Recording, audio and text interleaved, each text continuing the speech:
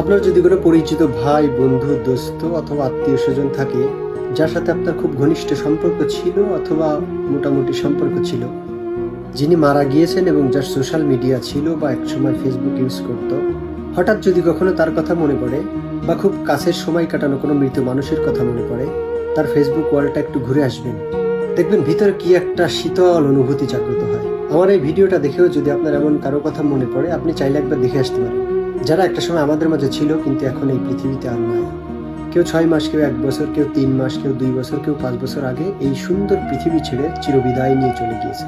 তাদের ওয়ালগুলোতে গেলে আপনি দেখতে পারবেন তাদের হাস্যোজ্জ্বল জীবন্ত ছবিগুলো এখনো ভেসে আছে, তাদের কাটানো সেই স্মৃতিগুলো এখনো ওয়ালে ভাসছে। পৃথিবীতে তার কাটিয়ে যাওয়া কত আনন্দঘন মুহূর্ত ফেসবুকের ওয়ালে ঘুরে বেড়াচ্ছে, অথচ মানুষটা আমাদের মাঝে নাই। কতটা বছর হয়ে গেল তাকে আপনি, আমি, আমরা কেউ দেখি না। যখন তার ওয়ালগুলোতে আপনি স্ক্রল করতে থাকবেন, আপনার ভিতরে একটা শীতল বাতাস অনুভব হবে। কল্পনা করুন আপনি, আমি, আমরা একদিন এভাবে চলে গেলাম, আপনি আমি এই পৃথিবীতে নাই।